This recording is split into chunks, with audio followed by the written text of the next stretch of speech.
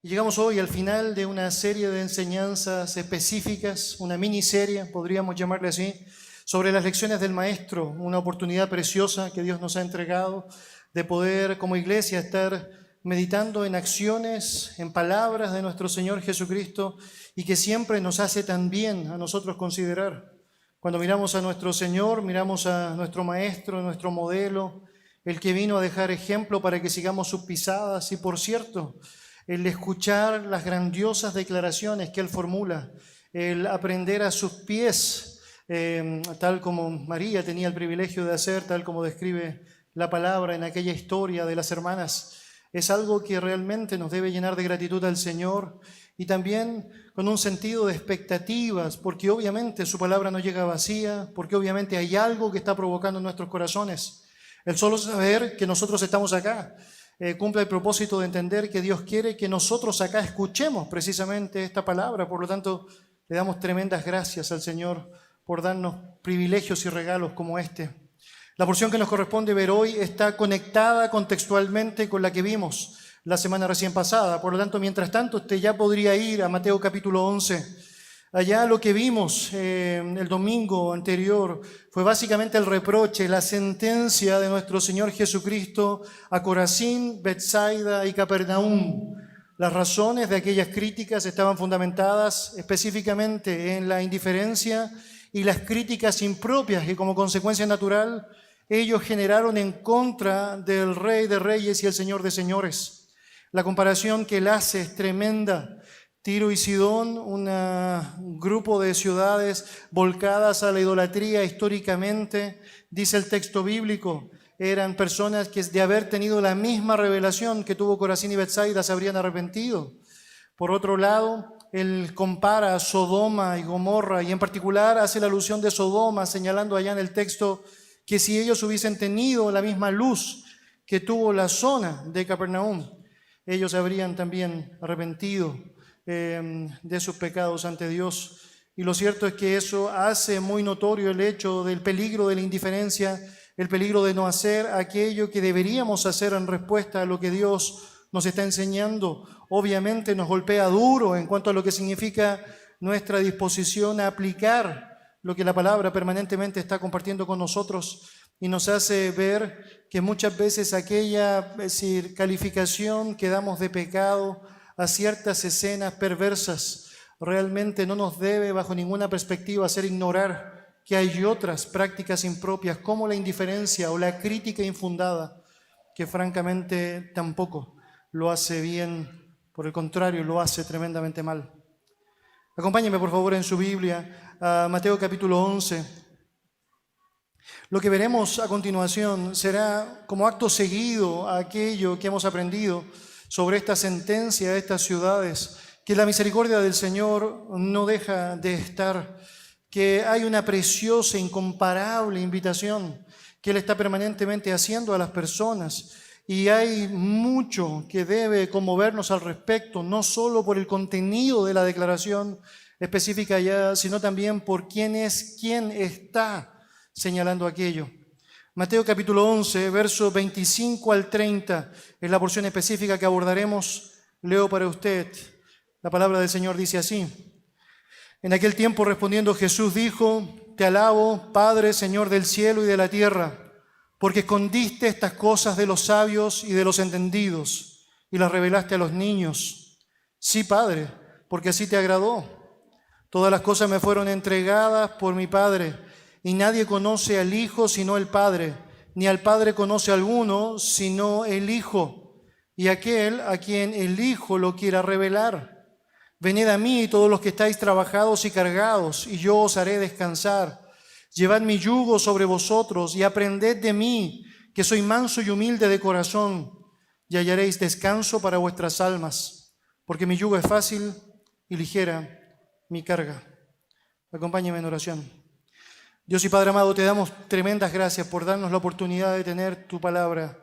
Esto tiene todo el sentido del mundo cuando nos damos cuenta que es a ti a quien estamos dispuestos a escuchar. Cuando nos damos cuenta que realmente tú te has querido revelar a nosotros a través de tu palabra y tú, Señor, tienes para nosotros palabras de vida eterna, palabras transformadoras, palabras que se enfocan en nuestra santificación, palabras que son de tremenda ayuda para saber cómo movernos, existir en este mundo, palabras que, por cierto, nos convocan a detenernos cuando tenemos que pausar el camino por el cual andamos. Y te damos enormes gracias, Señor, porque con eso muestras tu preocupación, tu conexión, tu deseo constante de que tu pueblo esté cerca de ti y de tu verdad, y tu deseo de que podamos gozar y disfrutar de lo que significa aquel gran número de invitaciones que tú haces, Señor, a las personas, y que sabemos por excelencia, por la gracia que has derramado en nosotros, podemos aceptar y seguir, Señor, en obediencia. Dios, te damos muchas gracias por esta porción que nos permitirás tratar hoy día.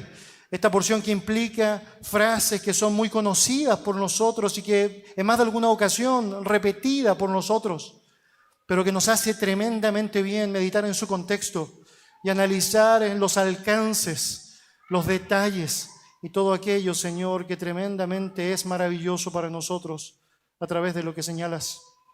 Sabemos que preparas nuestros corazones, por lo tanto te damos gracias, Señor, y sabemos que aún preparas mis palabras y te ruego, Señor, no se desconecten de lo que tú deseas, Señor, decir a tu pueblo. En el nombre de Jesús oramos. Amén. Amén.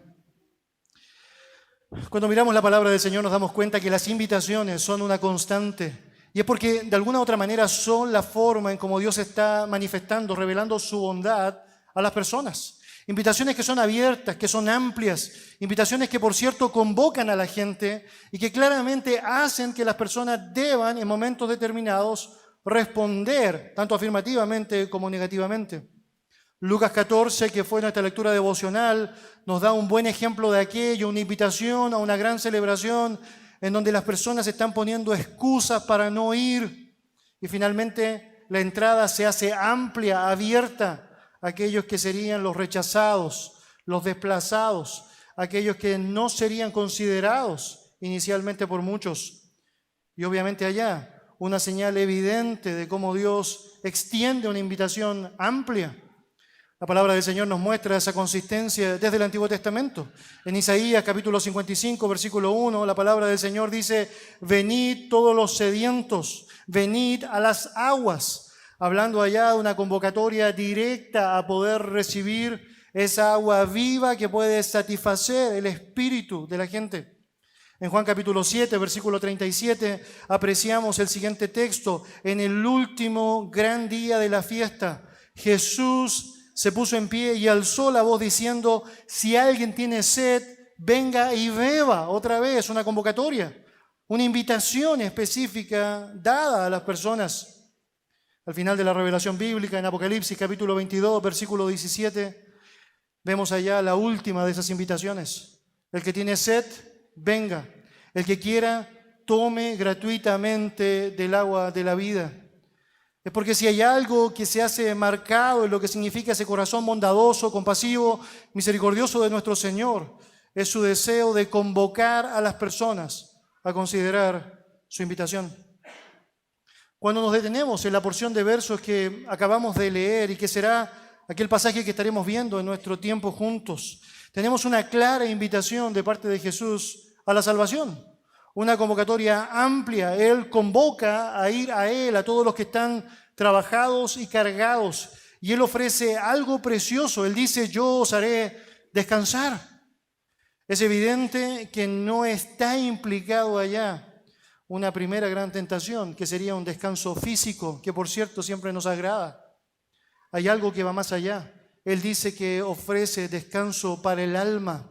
Está hablando particularmente de aquello que nos habla de esta relación salvífica, nuestra alma encontrando reposo pleno y permanente en Él. Una invitación a que podamos encontrar en Él esa seguridad, esa certeza, esa esperanza de un consuelo eterno en su nombre. No es casualidad que el párrafo comienza específicamente en los versos 25 y 26, y es porque de alguna manera, aunque nosotros tendiésemos a desconectar esos dos versículos y simplemente tomamos esta invitación per se, hay un contexto que vale la pena asimilar, y es porque a través de este relato el Señor no solamente nos muestra esta gran invitación, sino que además nos permite a nosotros poder tener presente cuáles son los elementos que no debemos desatender cuando somos nosotros los que convocamos a otros a una invitación salvífica, cuando somos nosotros los que compartimos con otros el Evangelio de Jesucristo, cuando somos nosotros los que le decimos a otros que pueden encontrar el verdadero reposo en Jesús. ¿Cuáles son aquellos elementos de la salvación que no debemos desatender? ¿Cuáles son aquellos aspectos de la soteriología que marcan nuestra línea doctrinal? Bueno, toda esa tremenda riqueza es algo que en la gracia del Señor podemos absorber a través de este pasaje, que por cierto, comienza la porción sosteniendo todo aquello que tiene que ver con el peso y la gloria de la salvación en la soberanía de Dios, en la soberanía de Dios. Siempre vale la pena que tú y yo tengamos presente este atributo tremendo de nuestro Dios, un atributo que implica el poder de Dios para tener allá, conforme a sus propósitos, el orden, el gobierno y la autoridad sobre todo. El que Dios sea soberano implica básicamente que Él tiene la capacidad para controlar absolutamente todo. Y si hay algo que Él no puede controlar, finalmente Él no es soberano. Esa convicción debe ser muy firmemente arraigada en nuestro corazón y nunca tiene mejor evidencia o mayor evidencia que es lo que significa específicamente el detalle de su palabra al hablarnos de lo que significa la salvación. La salvación. Acompáñenme en su Biblia, por favor, a los versos 25 y 26. La Biblia dice: en aquel tiempo, respondiendo Jesús dijo: Te alabo, Padre, Señor del cielo y de la tierra, porque escondiste estas cosas de los sabios y de los entendidos y las revelaste a los niños. Sí, Padre, porque así te agradó.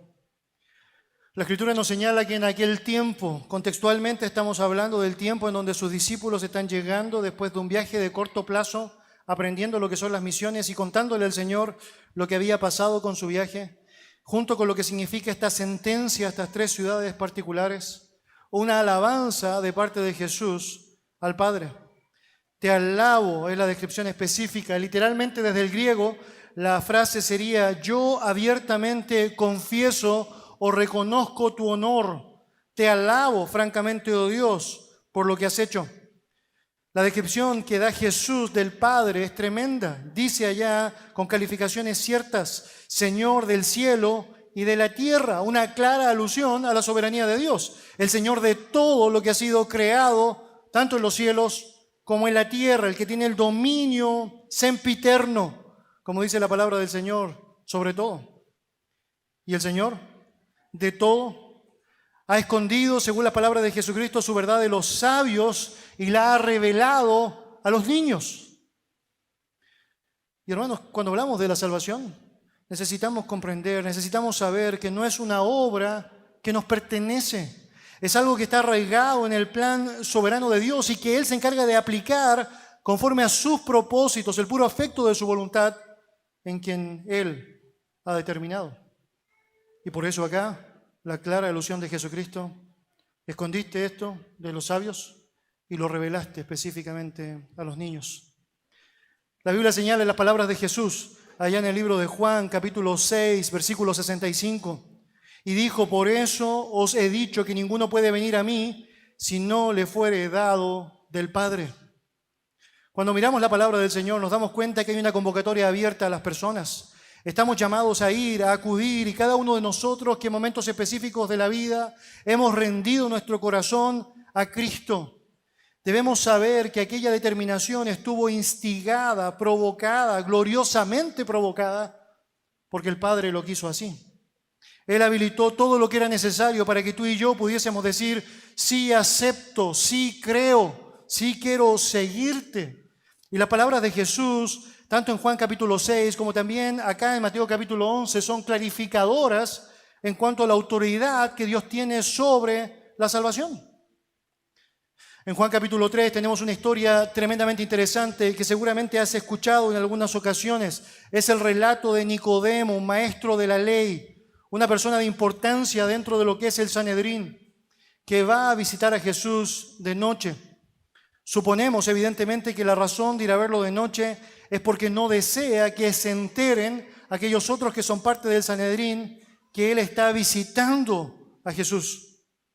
La declaración que Nicodemo hace de Jesús es interesante. Le dice: Rabí, sabemos que has venido de Dios como maestro, porque nadie puede hacer las señales que tú haces si Dios no está contigo. Nicodemo comprendía claramente el propósito de los milagros de Jesús y asumía que la razón por la cual Jesús podía hacer eso era porque Dios estaba particularmente con él. Y es interesante la historia y puedes detenerte allá en tu casa para leerlo con detalle, porque Jesús no toma más tiempo en tratar de responder a esta declaración de Nicodemo. Jesús no trata de decirle: sí, tienes razón, los milagros que yo hago lo hago por el Padre. Sí, tienes razón, mi poder es un poder divino. Sino más bien apunta a responder la verdadera pregunta que Nicodemo tenía en su corazón.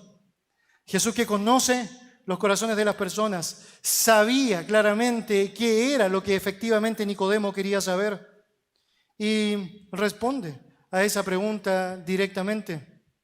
La pregunta que a Nicodemo le preocupaba directamente en su corazón era: ¿cómo puedo entrar en el reino de Dios? Por lo tanto, Jesucristo responde acto seguido: de cierto te digo, que el que no naciere de nuevo no puede ver el reino de Dios. Y entonces tienes a Nicodemo escuchando una frase que parece filosófica, de alguna manera, una frase que está utilizando analogías y parábolas, que era muy común de la enseñanza de los rabí, y que de alguna manera trata de encontrar el sentido a lo que está siendo señalado. El que no naciere de nuevo no puede ir al reino de Dios. Y la conclusión que él saca es exactamente la conclusión que Dios quería dejar en claro. Él dice: ¿cómo es posible que yo, siendo adulto, pueda meterme de nuevo en el vientre de mi madre para salir? Es decir, no hay ninguna posibilidad que yo pueda nacer. La lección específica que Jesús quería dejar en claro a Nicodemo era esta: ¿tienes injerencia sobre tu nacimiento físico? Y la respuesta es no. Ninguno de nosotros que estamos acá tiene algo que ver en su propio nacimiento. No somos nosotros los encargados de aquello. La analogía es tremendamente clara. Tampoco tenemos que ver con nuestro segundo nacimiento, aquel nacimiento que tiene que ver con el nacimiento espiritual. No puedes volver a meterte en el vientre de tu madre para nacer. Es que es imposible que eso suceda, y Nicodemo lo entendió tremendamente bien. Lo que tiene que pasar es que alguien tiene que hacerlo fuera de ti. Eso se llama, particularmente en la Escritura, soberanía de Dios. Dios se encarga de hacer lo que para ti y para mí es imposible, imposible. Y es en ese contexto en donde la Biblia en 2 ocasiones dice: porque no hay nada imposible para Dios. Es porque básicamente apunta a la salvación de las personas. Él es el único que tiene jurisdicción, autonomía, autoridad sobre lo que significa la posibilidad de que personas puedan nacer espiritualmente. Es tremendamente interesante todo lo que pasa allá en el capítulo. Es que la lección es tremendamente clara: a menos que Dios determine soberanamente que tengas un nuevo corazón, no lo vas a tener. Jesucristo dice a Nicodemo en Juan 3, versículo 6, lo que es nacido de la carne, carne es, y lo que es nacido del espíritu, espíritu es. La carne, en el mejor de los casos, puede producir carne. Allá está el nacimiento físico. Pero el espíritu es lo que necesitas para que nazcas otra vez, o para que nazcas objetivamente, espiritualmente. Y eso es tremendamente interesante. Cristo explica que el nacer de nuevo no tiene que ver con la autoridad del hombre, no puede ser fabricado o manipulado por el hombre, tiene que ver básicamente con una prerrogativa divina. Él le dijo a Nicodemo: el viento sopla por donde quiere que va y no conoce su camino. Es muy interesante porque así funciona la salvación en la vida del hombre. Es como el viento que no sabe de dónde viene ni dónde va, pero de pronto, ¡guau!, allá está. De esa misma manera, la salvación en la vida del creyente sopla donde Dios quiere, soberanamente donde Él quiere. Y allí está, allí está. Es muy interesante porque Nicodemo, después de escuchar todo eso, termina con esta pregunta, esta reflexión en forma de pregunta: ¿cómo es posible que suceda esto? ¿Cómo es posible? Y Jesús dice: tú eres maestro de Israel, ¿no entiendes estas cosas? Tal vez debería ser un consuelo para nosotros saber que así como para los líderes religiosos de Israel era tan difícil entender la soberanía de Dios, para nosotros también en muchas ocasiones lo es. Pero el punto de Cristo no era insultar a Nicodemo porque él no lo sabía, sino más bien era mostrarle la bancarrota espiritual que se vivía en él la capacidad terrible avisorada en su corazón, producto de esa religiosidad judía que había limitado la relación de Dios a un conjunto de normas, pero que no era suficiente para poder relacionarse real y activamente con el Dios de los cielos, el único Dios verdadero. Porque para eso no hay ningún acto humano que puedas hacer, no hay nada que pueda estar limitado a tu capacidad, no hay nada que puedas tú provocar para obtener en tus propias fuerzas. Es la soberanía de Dios aplicada en favor de los que Dios quiere. Ningún acto de la voluntad puede perdonar pecados, transformar los corazones, renovar las mentes, limpiar las almas. Aparte del trabajo de Dios, no tenemos ningún tipo de esperanza de salvación. Y hermanos, Él soberanamente atrae a los suyos para Él, y nosotros debemos saber eso cuando invitamos a otros al Evangelio. Permítame explicarles por qué es tan importante que usted y yo sepamos esto. Bueno, en primer lugar, porque no es nuestro trabajo salvar a la gente. Nunca ha sido parte de las demandas de Dios que tú te encargues de salvar a alguien, porque tú y yo no podemos salvarlos. Es Dios quien se encarga de hacerlo. Podemos compartir la verdad, pero Dios es el que salva. Podemos ser como el sembrador que siembra la semilla y que luego, como dice la historia, puede ir a descansar y esperar la lluvia temprana y la tardía, porque no tiene autoridad sobre la salvación de otro. Simplemente compartes la verdad, siembras la semilla y esperas que el Señor haga lo que Él sabe hacer. Debería decir que esa es una implicación tremenda, porque el resultado le pertenece a Él. Y si crees en la soberanía de Dios, eso te va a ayudar enormemente. ¿Para qué? Bueno, básicamente para que descartes cualquier lógica de método humano o poder coercitivo que pueda existir en ti por tratar de convencer a alguien. Puedes convencerlo para ti, pero no hay ninguna garantía de que eso signifique que realmente conoció a Cristo como su Señor. Hermanos, saber que Dios es soberano en la salvación nos permite hacer nuestro trabajo y descansar. Sembrar la semilla y esperar. No tratar de hacer nada fuera del marco bíblico para persuadir a alguien, porque no es nada más aparte del marco bíblico lo que Dios utiliza para persuadir Él a quien Él tiene determinado. No necesitas convencer a las personas, no necesitas tocarles la fibra, no necesitas poner una música romántica o tratar de poner una escena conmovedora tratando de cautivarles. Necesitas obedecer y confiar que Dios es soberano y que Él hará conforme a lo que Él tiene determinado.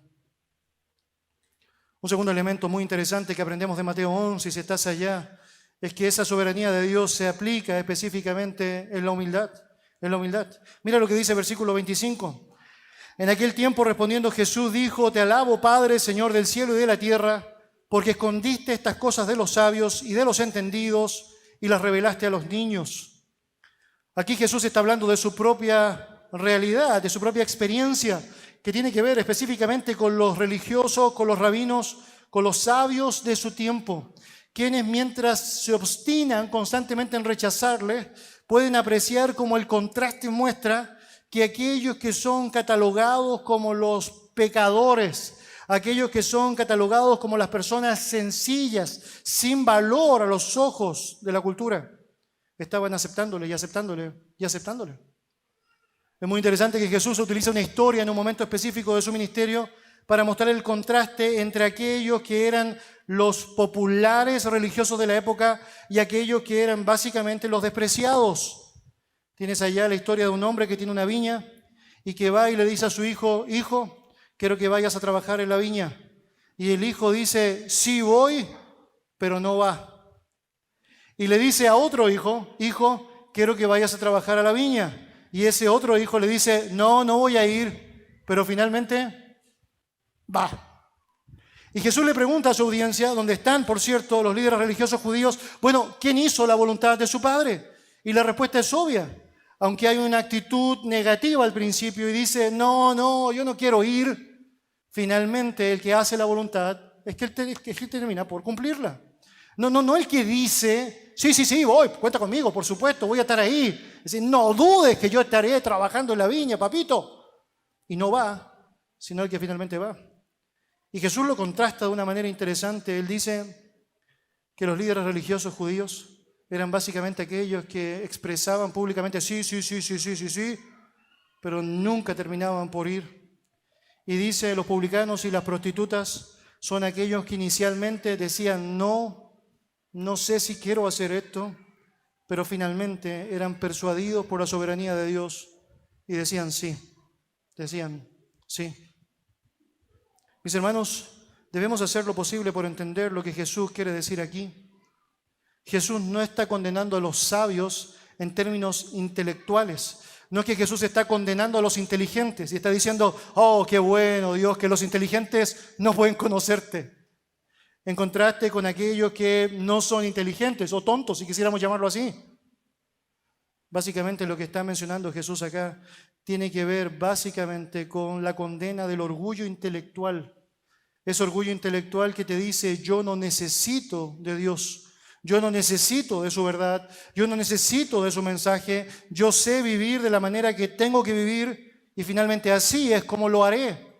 Y ante esas personas que viven bajo esa realidad orgullosa, es ante quienes Dios, dice el texto bíblico, ha ocultado la verdad. Por otro lado, aquellas personas que admiten su necesidad, que son humildes, que reconocen su pecaminosidad, aquellas personas que confiesan claramente que no son lo que deberían ser, son aquellas personas en las cuales se aplica de una manera preciosa la maravilla del mensaje. Puede ser tan sabio como Salomón, pero si no tienes la sencillez, la confianza, la inocencia, la humildad para aceptar que necesitas a Dios, te estás excluyendo a ti mismo, Otra vez, la declaración no significa que Dios está ocultando la verdad de la gente inteligente, solo significa que cada persona que cree que es tan inteligente, que no necesita a Dios, finalmente está condenada. De hecho, hay un sentido en el que si piensas que eres tan inteligente que no necesitas la verdad, voluntariamente la estás rechazando. Voluntariamente estás diciendo, no la quiero. Y la Biblia es clara con eso. El Salmo 138, versículo 6 señala, porque Jehová es excelso, note eso, y atiende al humilde, más al altivo, mira de lejos. El mensaje de Jesucristo en el Sermón del Monte es tremendamente clarificador para entender este concepto. Él comienza diciendo básicamente lo siguiente, bienaventurados los pobres de espíritu, porque de ellos es el reino de los cielos. Él está confesando básicamente que la característica inicial de aquellas personas en las cuales aplica la soberanía de Dios para la salvación es que son personas que se reconocen a sí mismos como pobres de espíritu. La palabra pobre allá literalmente es un mendigo, alguien que necesita ayuda para poder subsistir. No estamos hablando de un flojo que no quiere trabajar y que está pidiendo básicamente ayuda de otro cuando no debería. A ellos, la palabra del Señor dice que no hay que ayudarlos porque el que no quiere trabajar, que tampoco coma para que aprenda que debe trabajar. Está hablando de una persona mendiga que no puede hacer absolutamente nada para subsistir si es que otra persona no le ayuda. Esta es la palabra para pobre allá, en Mateo capítulo 5. Muy interesante, ese es el punto en donde Dios comienza a trabajar en la vida de la persona. Ese reconocimiento de que yo, independiente de lo que la gente pueda decir, independiente de lo que el estatus humano pueda señalar, me doy cuenta, no puedo avanzar sin la ayuda de Dios. No puedo vivir si Él no está conmigo. No puedo avanzar correctamente si no tengo de su gracia. Y allá está. Muy interesante cuando ves Mateo 11, te das cuenta de los términos que utiliza allá Jesús y lo hace muy gráfico. Él dice allá que el Padre había ocultado la verdad de los que se creían a sí mismos suficientes, pero que había revelado esa verdad a los niños. La palabra niño, esa palabra niño usada allá por nuestro Señor en griego, significa un niño muy pequeño. Muy interesante, se utiliza en varios pasajes de la Biblia. En 1 Corintios 13, por ejemplo, se utiliza en el versículo 11 con relación a aquellos que aún no han aprendido a hablar, por lo tanto son muy pequeños. En Efesios 4 tiene que ver con aquellos que son susceptibles a ser engañados, vulnerables, es la idea allá. Hablamos básicamente de un niño indefenso, un bebé. alguien que claramente necesita ayuda. Si quisiéramos llevarlo a una palabra, alguien que es dependiente, absolutamente dependiente. Por lo tanto, la comparación que Jesucristo está haciendo entre los sabios y los niños radica específicamente entre las personas que se creen a sí mismos autosuficientes y capaces, pero nunca llegan al conocimiento de la verdad, porque ellos mismos son un estorbo para eso, y aquellos que asumen que necesitan ayuda y que la tienen, porque Dios se las da. El contraste podría ser muy bien definido a través de la historia de Lucas 18. Tienes allá dos hombres que están en el templo orando, y tienes un fariseo que está puesto en pie frente a todas las personas y dice a viva voz: te doy gracias, Dios, porque yo no soy como los otros hombres pecadores. De hecho, es muy explícito para señalar el punto, ¿no? Yo no soy como ese publicano, ¿no?, que está por ahí. Yo hago tantas cosas, ayuno 2 veces a la semana, diezmo de todo lo que entra. ¿Usted ve? Él piensa que es lo suficientemente bueno. Es decir, ¿qué tipo de Dios necesita a alguien que tiene todas las características completas según su propia opinión? Y la respuesta es: ninguno verdadero. Por otro lado, tienes acá otro hombre que no está sostenido en un orgullo intelectual, un orgullo religioso, un orgullo intelectual, filosófico o religioso, pero que sabe que necesita ayuda. Un pecador que da golpes a su pecho y está diciendo: Dios, sé propicio a mí, ten misericordia de mí, que soy pecador. Él ni siquiera tiene la capacidad para levantar la cabeza porque sabe que no es digno de levantar esa cabeza. Y Jesús termina esa historia diciendo: ese hombre fue a su casa justificado antes que el otro. Hermanos, no hay lugar en el reino de Dios para el orgullo. No hay lugar para el jactancioso. Por cierto, hay lugar para los humildes, para los que son niños. La humildad es donde comienza. La asimilación de que necesito un Dios que me ayude. Y ahí es donde se aplica la salvación soberana del Señor. Si vuelves a Mateo 11, otra gran lección que el Señor nos enseña a través de este pasaje, y tiene que ver con que esta realidad de la salvación se recibe por revelación. Mira lo que dice versículo 27. Todas las cosas me fueron entregadas por mi Padre, y nadie conoce al Hijo sino el Padre, ni el Padre conoce a alguno sino el Hijo, y aquel a quien el Hijo lo quiera revelar. En un sentido, este pasaje es una ampliación de lo que el Señor ya ha dicho en el versículo 25, mostrándonos la manera en cómo Él se encarga de revelar su verdad. Jesús ha dicho: Padre, te doy gracias porque revelas tu verdad a los niños. Bueno, acá nos va a explicar la manera en cómo eso se revela. Varios detalles especiales dignos de ser analizados. En primer lugar, Jesús dice: todas las cosas me fueron entregadas por mi Padre.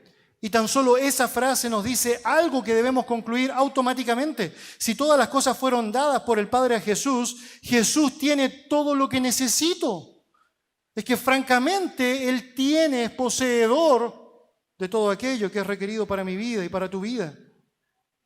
En el contexto, Mateo nos ha enseñado a través de todo lo que significa el contenido de su evangelio sobre cuáles todas aquellas cosas son las que Dios se ha encargado de darle al Hijo.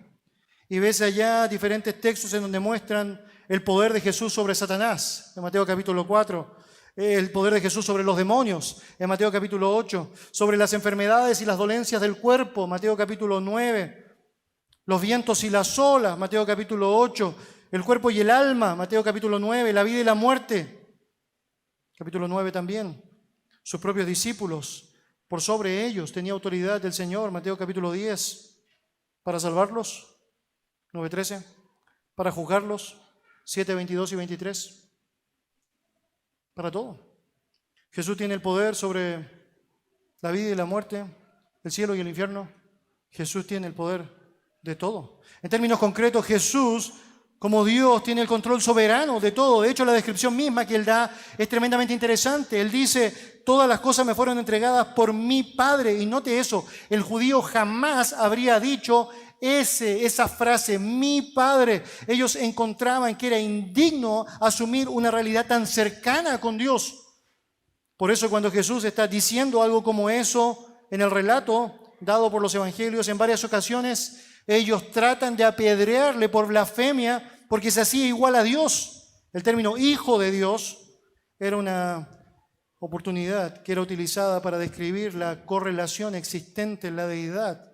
Jesús es tan soberano como el Padre y está tan involucrado en lo que significa la salvación de las personas.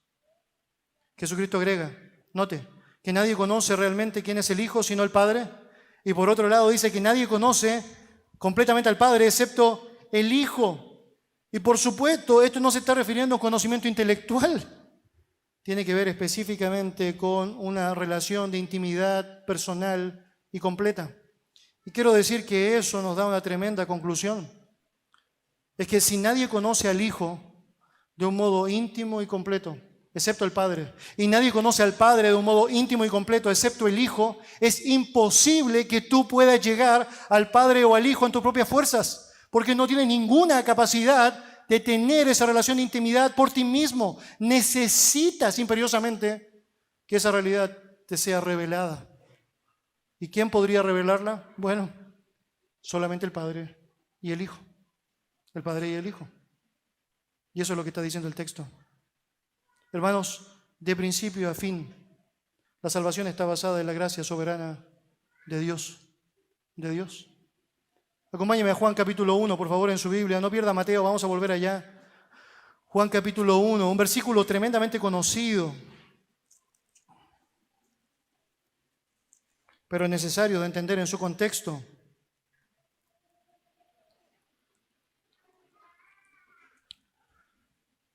Juan capítulo 1, versículo 12, la palabra del Señor dice así: mas a todos los que le recibieron, a los que creen en su nombre, les dio potestad de ser hechos hijos de Dios. Y en muchas ocasiones tomas un versículo como ese o lo escuchas de una manera aislada, básicamente convocando a las personas y señalándoles que depende absolutamente de ellos. Si ellos reciben a Cristo, si ellos básicamente están creyendo correctamente en Él, bueno, listo, en tus propias capacidades tú podrías, y es suficiente. Y por cierto, la responsabilidad del hombre es real. Tenemos nosotros la responsabilidad de contestar a lo que significa el Evangelio de Jesucristo. Pero la Biblia amplía un poco más el punto, diciendo que solo puedes llegar a eso porque Dios te lo reveló. De hecho, mira lo que dice el versículo 13. Note, los cuales, ¿quiénes son los cuales? Bueno, los que le recibieron, los que creen en su nombre, los cuales no son engendrados de sangre, ni de voluntad de carne, ni de voluntad de varón, sino de Dios. ¿Nota lo que significa eso? Es decir, la razón por la cual alguien puede llegar a ser un hijo de Dios no es porque esa persona dice yo quiero ser un hijo de Dios y punto.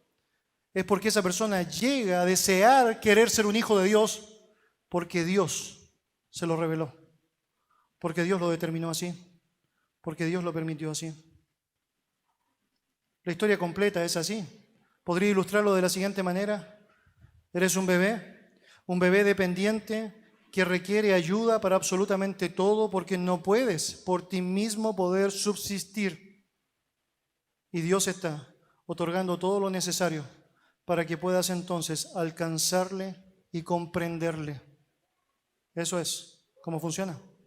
Por lo tanto, la salvación implica una reunión del corazón humilde, dependiente, abierto, indefenso, con una revelación dada por el Dios misericordioso y soberano por medio de Jesucristo. Tremendo. Un siguiente aspecto interesante que nos muestra el relato, y si vuelve allá a Mateo capítulo 11, es que se acepta en arrepentimiento. Mire lo que dice el versículo 28 de Mateo 11. Venid a mí todos los que estáis trabajados y cargados, y yo os haré descansar.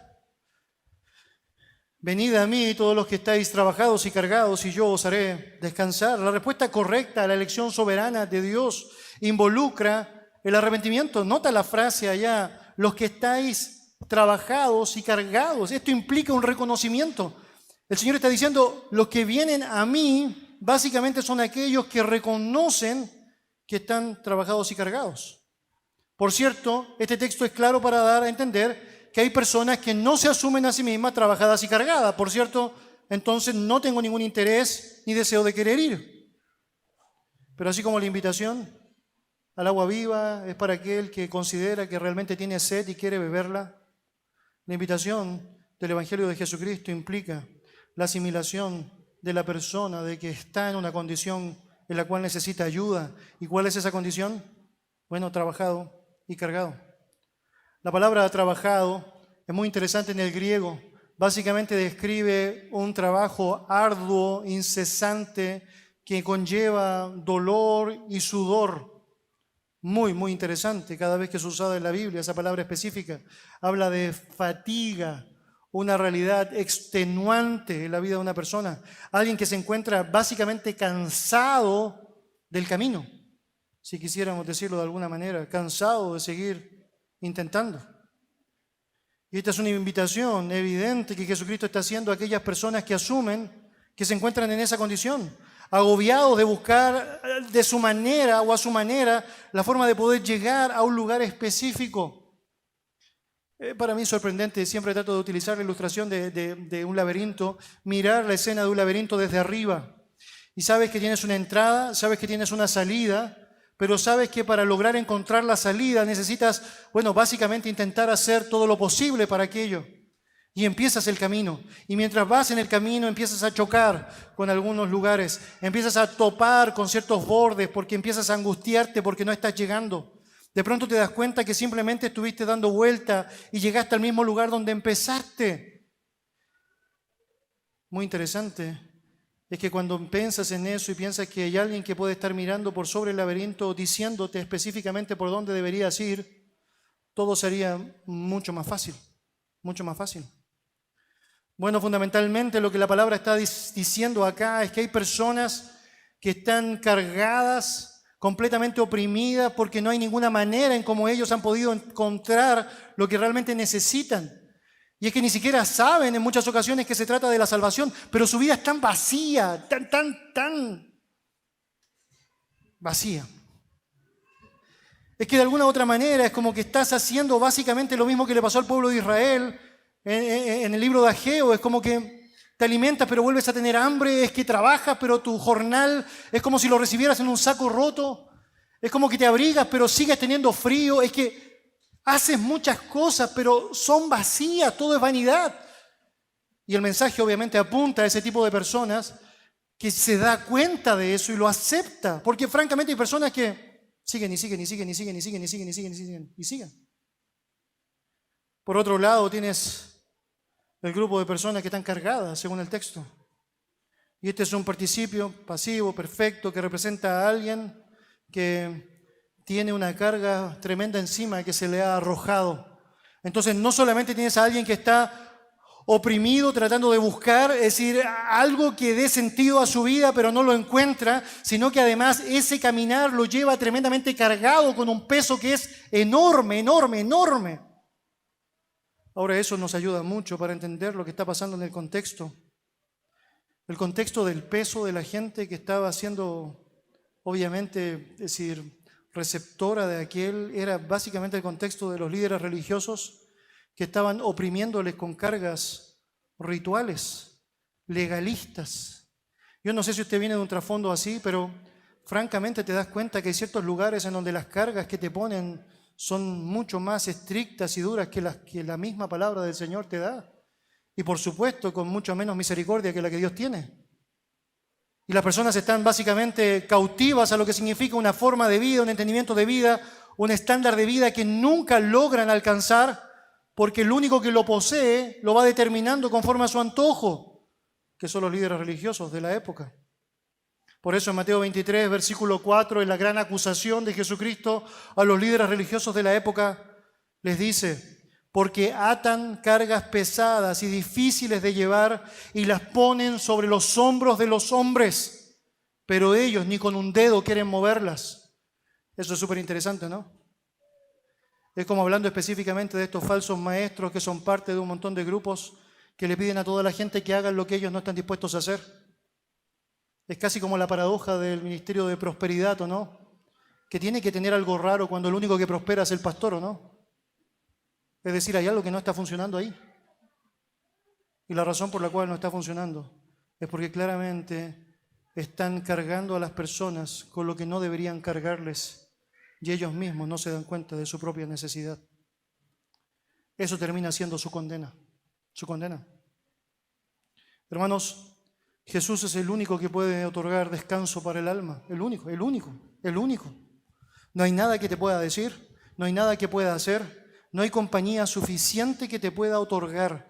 Es que el único que puede entregar descanso para tu alma es Jesús. Y en algunas ocasiones tendrás que decir a las personas, como te estoy diciendo a ti, bueno, lo que necesitas, todo lo que necesitas, lo único que necesitas es Jesús.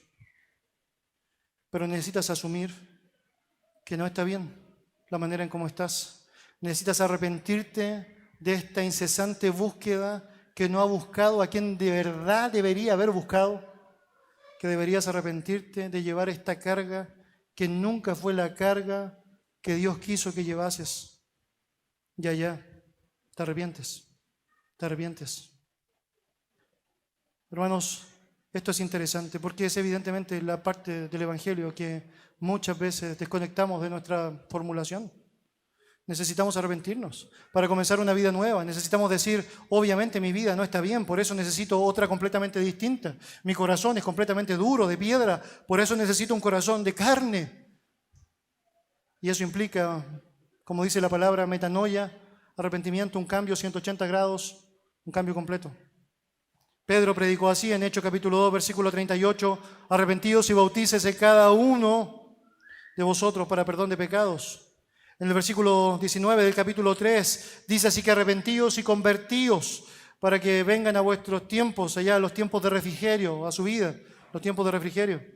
En el capítulo 8 de Hechos es confrontado Simón, que pensó que podía comprar la salvación con el dinero. Y Pedro le dice, arrepentíos de esta tu maldad y ruega a Dios si quizá Él puede cambiar el pensamiento de tu corazón y ser perdonado.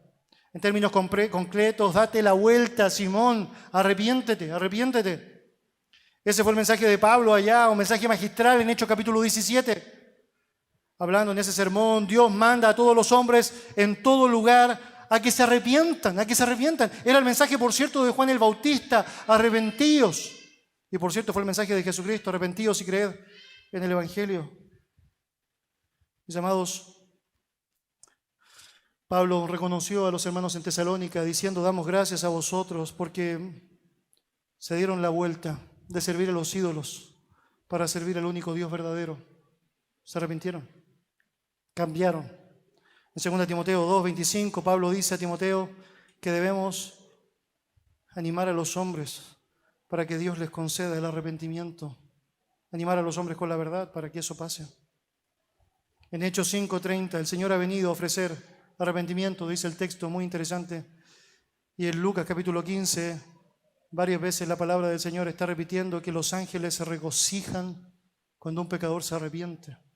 ¿Tiene sentido después de ver todos esos textos que podemos desconectar esa realidad de lo que significa una verdadera invitación a la salvación? ¿Tiene sentido que pensemos que podemos decirlo todo, pero no decir esto que es tan importante? ¿Tiene sentido simplemente decirle a alguien, Dios te ama y tiene un plan maravilloso para tu vida? Simplemente di que sí, repite la oración después de mí y ya estás dentro del reino, cuando nada de eso es lo que aparece en una presentación del Evangelio y en donde este pasaje por excelencia, siendo básicamente nuestra declaración doctrinal de la soteriología, nos dice, necesitas arrepentirte.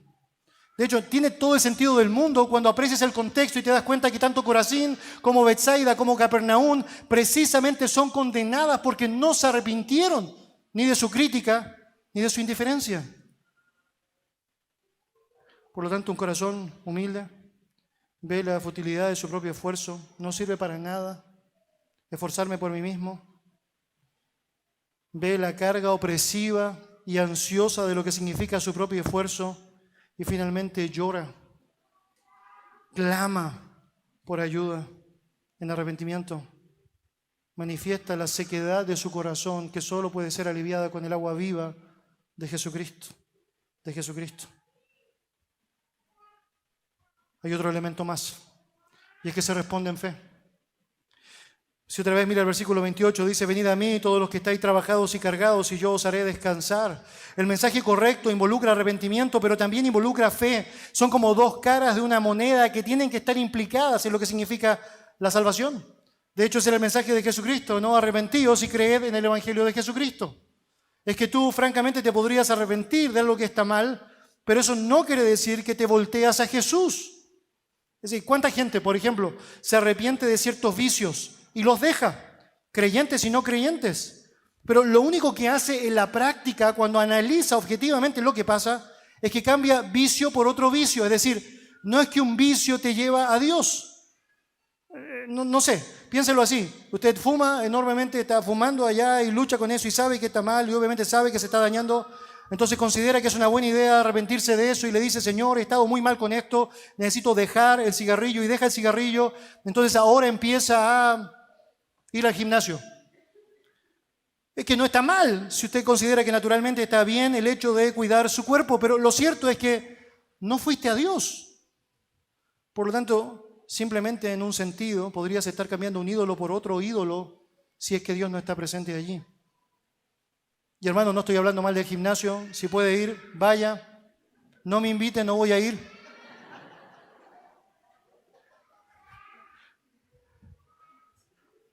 Pero hay algo más importante. Si realmente estás arrepentido, tienes que ir a Dios. Y ahí está la invitación. Venid a mí. Nota lo que Jesús está diciendo, ¿no? Venid a mí, o sea, venid a mí. Hechos capítulo 20, versículo 21 dice, testificando a judíos y a gentiles del arrepentimiento con Dios y de la fe en nuestro Señor Jesucristo. Muestra otra vez la conexión, arrepentimiento y fe, arrepentimiento y fe. El objeto de nuestra fe no es un credo, no es una iglesia, hermanos, no es un pastor, no es un predicador, no es un conjunto de rituales, no es un montón de ceremonias. El objeto de nuestra fe es Jesucristo. Por eso Él dice, venid a mí. Venid a mí. Y hay una conexión increíble en lo que eso significa, tanto en el texto que acabo de leer, Hechos capítulo 20, versículo 21, arrepentimiento con Dios y fe en nuestro Señor Jesucristo, como también en lo que significa los términos intercambiables de tener sed y creer o venir. Mira, dice Juan 6:35, yo soy el pan de vida, el que a mí viene, nota, mí viene, nunca tendrá hambre. El que cree en mí nunca tendrá sed. Nota que son términos intercambiables. Venir a Él y creer es que necesitas creer en Jesucristo. Necesitas confiar en Él. No se trata de asumir que estoy mal para ir a cualquier parte. Se trata de asumir que estoy mal para ir a Cristo. Por eso necesito arrepentirme e ir a Cristo. E ir a Cristo. La salvación implica creer que Jesús es Dios. Que entró a este mundo para hacer lo que yo jamás podía hacer. Pagar por mis pecados, y que vivió una vida santa y justa, y que murió conforme a las Escrituras, y que fue sepultado conforme a las Escrituras, y que resucitó y triunfó sobre la muerte conforme a las Escrituras, y que trasladó a todos aquellos que estábamos retenidos por el imperio de la muerte, y nos trasladó al reino de su amado Hijo. Creer en Jesús es creer en todo lo que la Biblia dice, por cierto, es creer que Jesús es Dios. En Hechos capítulo 10, versículo 43 dice, de este dan testimonio todos los profetas, que todos los que en Él creyeron recibirán perdón de pecados por su nombre. Juan 3:16 dice, porque de tal manera amó Dios al mundo que ha dado a su Hijo unigénito, para que todo aquel que en Él cree no se pierda, mas tenga vida eterna. Creer en Cristo es vital. ¿De qué se trata la salvación entonces, mis hermanos? Bueno, se trata de un corazón humilde que sabe que existe un Dios soberano, al único al cual puede pedir ayuda, y piden arrepentimiento, ayuda, para poder salir del estado en el que está, obviamente conmovido por la vida que ha llevado hasta ahora y dispuesto a llevar una vida nueva. Y cree en Jesús como el único que puede hacer aquello para su vida. ¿Se acabó ahí? ¿Estamos listos? ¿Eso era todo? Hay algo más. Se recibe en su misión. Hay algo más. Mira lo que dice versículo 28, versículo 29 en particular. Dice, llevad mi yugo sobre vosotros y aprended de mí que soy manso y humilde de corazón, y hallaréis descanso para vuestras almas, porque mi yugo es fácil y ligera mi carga.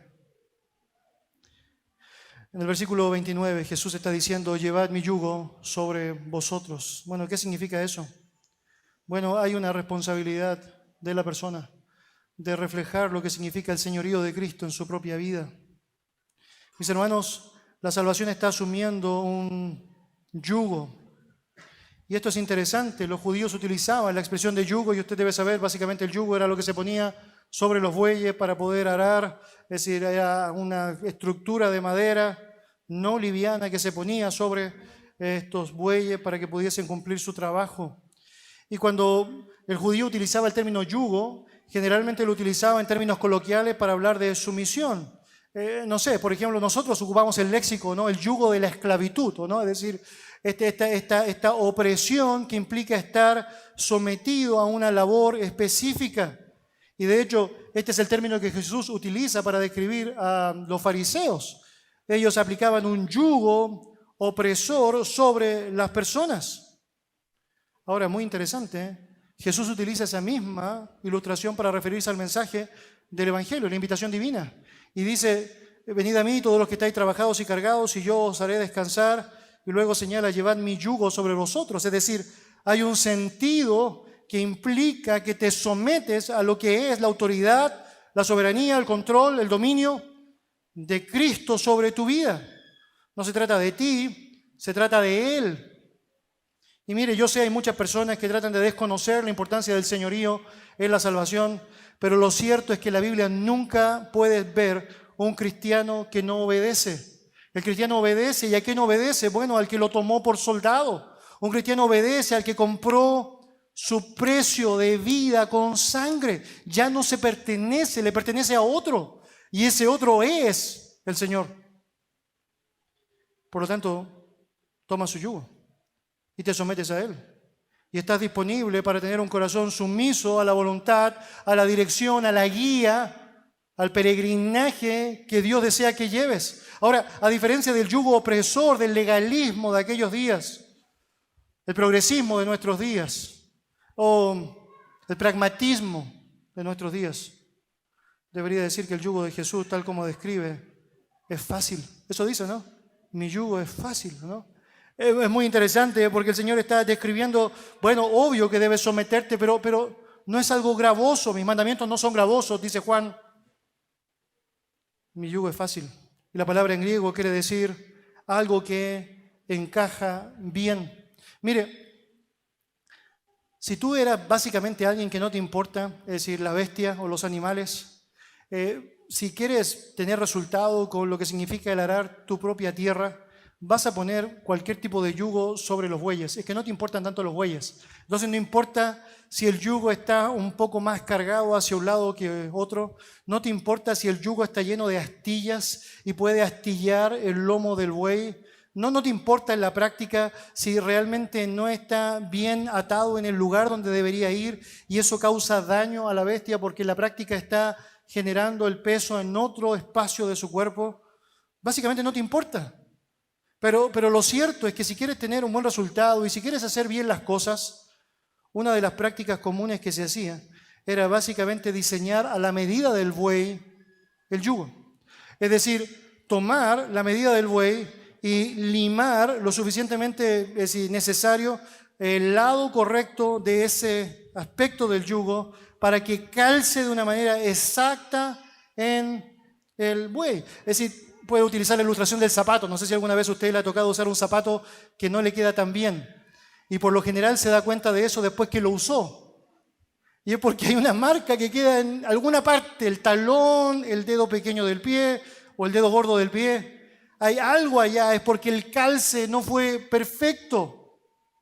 Habría sido mejor, después de enfrentar el costo de eso, haber comprado una talla distinta o un modelo diferente. Bueno, la idea de Jesús diciendo mi yugo es fácil es básicamente esa.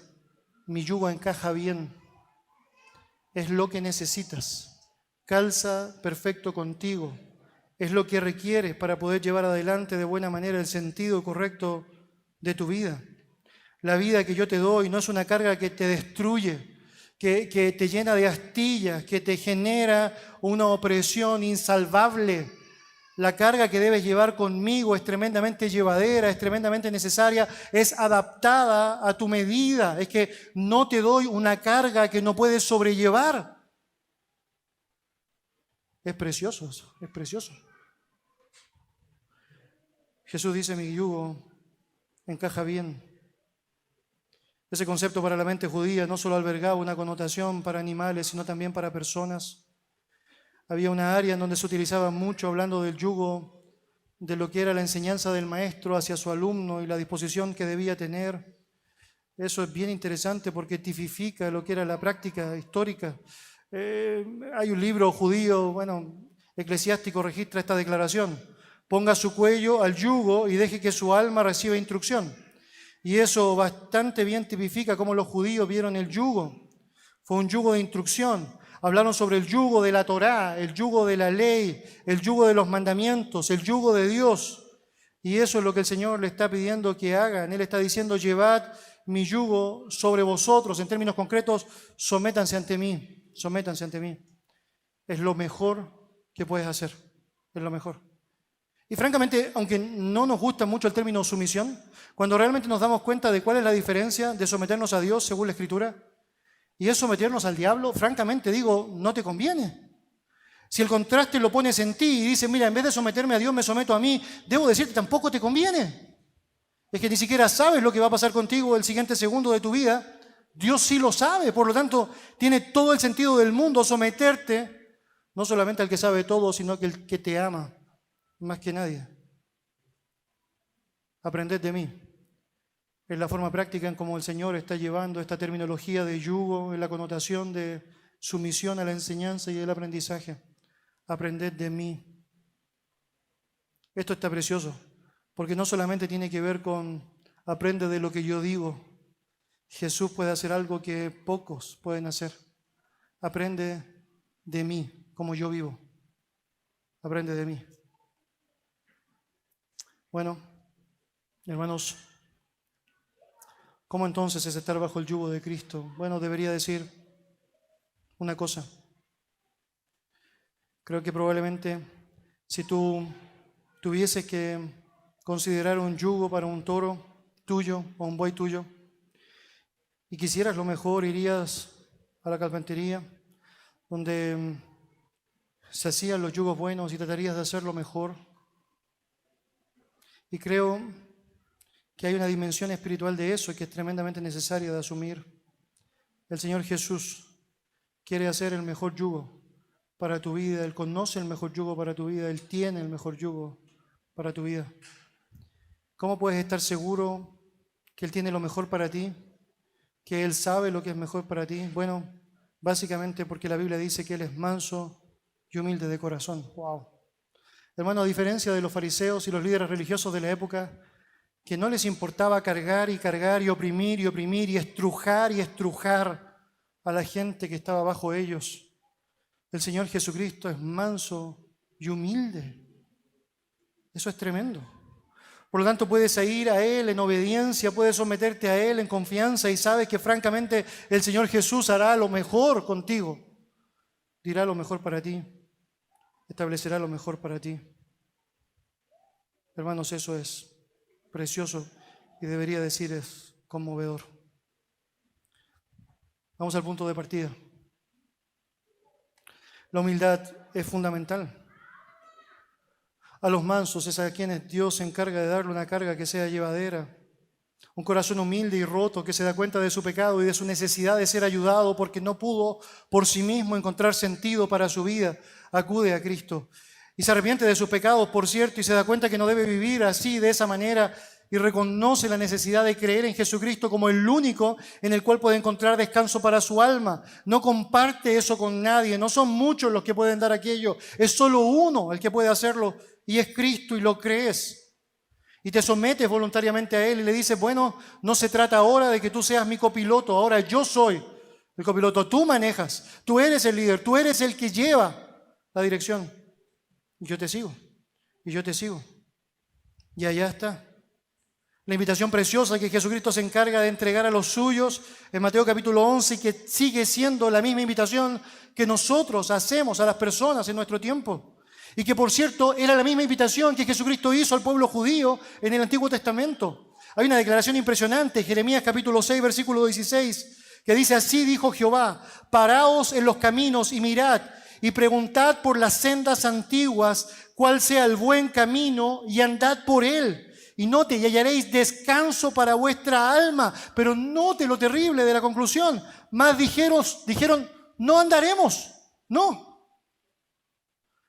La invitación era clara: pónganse a evaluar su vida, dense cuenta que hay un camino correcto, los demás no están bien. Sigan el camino correcto y su alma va a encontrar descanso. Y después de esa invitación, las personas dicen: no lo voy a hacer. Bueno, después que Jesús dijo eso en Mateo capítulo 11, venid a mí todos los que estáis trabajados y cargados, y yo os haré descansar.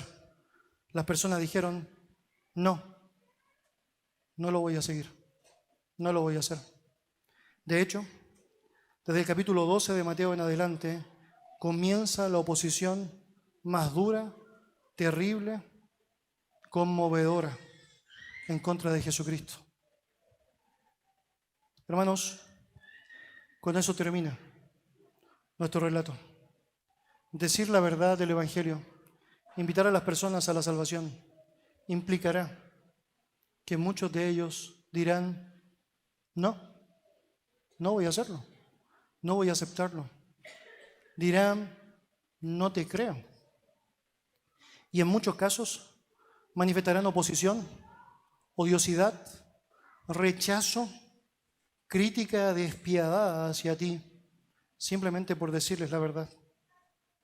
Y hermano, usted, frente a aquella situación, debe pensar en las palabras de Pedro: bienaventurados sois cuando por causa de Cristo sois vituperiados, sois afectados, sois maltratados, porque sois como Cristo. Vamos a orar. Señor Dios, te damos muchas gracias por darnos tu palabra, Señor. Tu palabra es verdad y nos santificas por medio de ella. Gracias, Señor, por darnos el privilegio de tener a través de este pasaje una clase preciosa de la doctrina de la salvación. Gracias por permitirnos saber, Señor, que desde el origen se encuentra asignada a tu soberanía, a tu control, que según el puro afecto de tu voluntad, Señor, aplica a quien tú quieres, Señor. Y te damos enormes gracias, Señor, por hacernos parte de aquella realidad. Pero también gracias porque pones el peso en lo que significa nuestra propia recepción, aquel mensaje precioso de verdad. Y Señor, te doy gracias porque nos permites en humildad reconocer nuestra necesidad de ti, arrepentirnos de nuestro pecado, creer en ti, en el Evangelio del único Salvador, Jesucristo. Y Dios, te damos enormes gracias porque nos permites someternos y avanzar en obediencia como tú esperas, Señor, porque no es el que te dice Señor, Señor, en que entra en el reino de los cielos, sino el que hace la voluntad del Padre, el que obedece, el que se somete, el que asume que necesita a alguien claramente superior a sí mismo. Señor, gracias por tu verdad, gracias por permitirnos conocer esto. Ayúdanos, Señor, a ser fieles en comunicar el mensaje hacia otros. Ayúdanos, Señor, a no eludir todo lo que no tiene que ser eludido. Y Señor, ayúdanos a descansar en tu resultado, Señor. Gracias por mis hermanos que comparten sistemáticamente el mensaje del Evangelio. Gracias por su obediencia. Gracias por lo que implica, Señor, acercarse a otros que a veces dicen sí, pero que muchas más veces dicen no. Pero gracias, Señor, porque saber que podemos vivir conforme a tus propósitos y cumplir la misión que nos has encomendado permite que nos abstengamos de un montón de elementos humanos de coerción y que descansemos finalmente en que tú darás el crecimiento, que tú darás vida a quien tú quieres, que tú darás el efecto que tú tienes determinado. Señor, gracias por ser nuestro Dios, gracias por decirnos la verdad y gracias, Señor, por poder permitirnos vivir en la verdad. Que tu nombre sea exaltado desde el siglo y hasta el siglo. Amén.